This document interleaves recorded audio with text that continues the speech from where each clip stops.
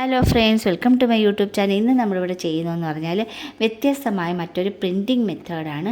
അത് vegetable printing ആണ്. അത് ഞാനിവിടെ യൂസ് ചെയ്തിരിക്കുന്നതെന്ന് പറഞ്ഞാൽ പൊട്ടറ്റോ ആണ്. അത് നമ്മൾ ഹാഫായിട്ട് കട്ട് ചെയ്ത് അതിലൊരു ഷേപ്പ് ഇത് കണ്ടില്ലേ, ഞാനിത് സിമ്പിളായിട്ടൊരു ഷേപ്പ് വരച്ച് അത് നമ്മൾ കട്ടിങ് ബ്ലേഡ്, അതായത് നമ്മൾ പേപ്പർ കട്ടിങ് ബ്ലേഡുണ്ട്, ആ ഒരു ബ്ലേഡ് വെച്ച് ഇത് കൊതച്ചെടുത്തിട്ട് ബാലൻസ് പോർഷൻ നമ്മൾ കട്ട് ചെയ്തും കളയാണ് ചെയ്തത്. അപ്പോൾ ആ ഒരു ഷേപ്പ്, അപ്പോൾ ആ ഒരു പ്രിൻറ്റിങ് ഡിസൈൻ നമുക്ക് അവിടെ തന്നെ നിൽക്കും. നമ്മൾ സിമ്പിളായിട്ട് ഡയമണ്ട് ഷേപ്പോ ഏത് ഷേപ്പ് നമ്മളതിൽ കട്ട് ചെയ്താലും ആ ഒരു ഷേപ്പ് മുകളിൽ നിൽക്കത്തക്ക വിധത്തിൽ നിർത്തിയിട്ട് ബാലൻസ് പോർഷൻ നമ്മളത് കർവ് ചെയ്തെടുത്ത് കളയുക ചെയ്യുന്നത്. എങ്കിൽ മാത്രമേ ആ ഷേപ്പ് നമുക്ക് കിട്ടുന്നത്. ഇത് കണ്ടില്ലേ, സിമ്പിൾ ഷേപ്പാണ്. ഇനി നമ്മൾ ചെയ്യുന്നതെന്ന് പറഞ്ഞാൽ സ്പോഞ്ചിൽ നമ്മൾ കുറച്ച് കുഴമ്പ് രൂപത്തിൽ ഞാൻ 2 കളറാണ് ഇവിടെ ചെയ്തിരിക്കുന്നത് പ്രസ് ചെയ്തെടുക്കാനായിട്ട്. ബ്ലൂ പ്ലസ് യെല്ലോ, അതിൽ ഗ്രീനും വരും, 3 കളേഴ്സ് വരും. ഇനി അത് പ്രിൻറ്റ് ചെയ്യാൻ പോവുകയാണ്. ഞാൻ ആ ഒരു കുർത്ത നേരെ നിവർത്തിയിട്ട് അതിൻ്റെ അകത്ത് ഞാൻ ന്യൂസ് പേപ്പറാണ് വെച്ചിരിക്കുന്നത്. കാരണം നമ്മൾ ഈ പ്രിൻറ്റ് ചെയ്യുന്ന മറുഭാഗത്ത് അപ്പുറത്തെ ഓപ്പോസിറ്റ് ക്ലോത്തിലോട്ട് പ്രിൻ്റ് വീഴാതിരിക്കാൻ വേണ്ടിയിട്ട് അതിൻ്റെ അടിയിൽ നമ്മൾ ഏത് പ്രിൻറ്റിങ് ചെയ്താലും, വെജിറ്റബിൾ പ്രിൻറ്റിങ് നമുക്ക് വെണ്ടയ്ക്ക കൊണ്ടും അതുപോലെ തന്നെ ഒണിയൻ കൊണ്ടും ഒക്കെ നമുക്ക് ചെയ്യാൻ പറ്റും. നമ്മൾ ഏത് പ്രിൻറ്റ് ചെയ്താലും അതിൻ്റെ തൊട്ടടിയിൽ നമ്മൾ പേപ്പർ അതിൻ്റെ അകത്ത് വെച്ചതിന് ശേഷം വേണം പ്രിൻറ്റ് ചെയ്യാൻ. അപ്പോൾ ആ ഒരു പ്രിൻറ്റ് ചെയ്യുന്നതിൻ്റെ കളർ എല്ലാം നമ്മൾ ആ ഒരു പേപ്പറിൽ അഥവാ വീഴുന്നെങ്കിൽ പേപ്പറിൽ മാത്രമേ പതിയത്തുള്ളൂ. ഈ സ്പോഞ്ച് ചെയ്യുന്ന മെത്തേഡ് നല്ലൊരു മെത്തേഡാണ്.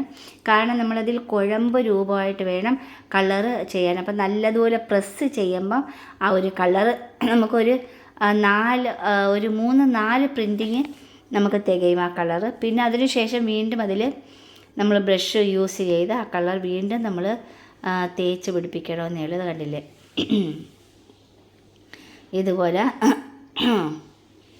ഇതുപോലെ നമുക്ക് ഒറ്റ പ്രസ്സിൽ തന്നെ നമുക്ക് ആ ഒരു ഡിസൈൻ അതിൽ കിട്ടുന്നുണ്ട്.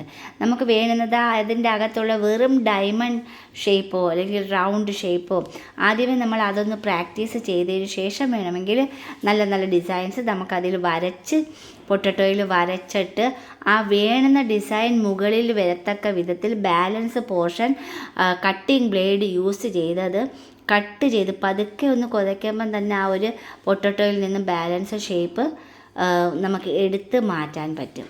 അങ്ങനെ നമുക്ക് പുതിയ ഡിസൈൻസുകൾ നമുക്ക് ക്രിയേറ്റ് ചെയ്ത് പ്രിൻറ്റിങ് ആക്കി എടുക്കാൻ പറ്റും.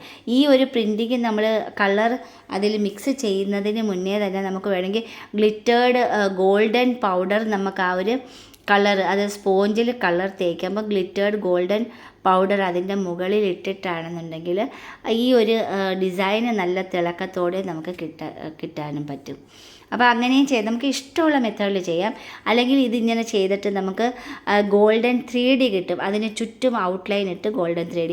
ഇത് നമുക്ക് സാരിയിലും ചെയ്യാം, നമുക്ക് ഏത് ക്ലോത്തിലും ചെയ്യാം. അക്ലിക് കളർ ആയതുകൊണ്ട് ഫാബ്രിക്കിനേക്കാളും നല്ല ബെസ്റ്റ് കളറാണ് അക്ലിക് കളർ. അത് ഒരു കാരണവശാലും കഴുകിയാൽ കൂടി നമുക്ക് ആ കളറ് ആ ഒരു ക്ലോത്തിൽ നിന്ന് പോവത്തില്ല.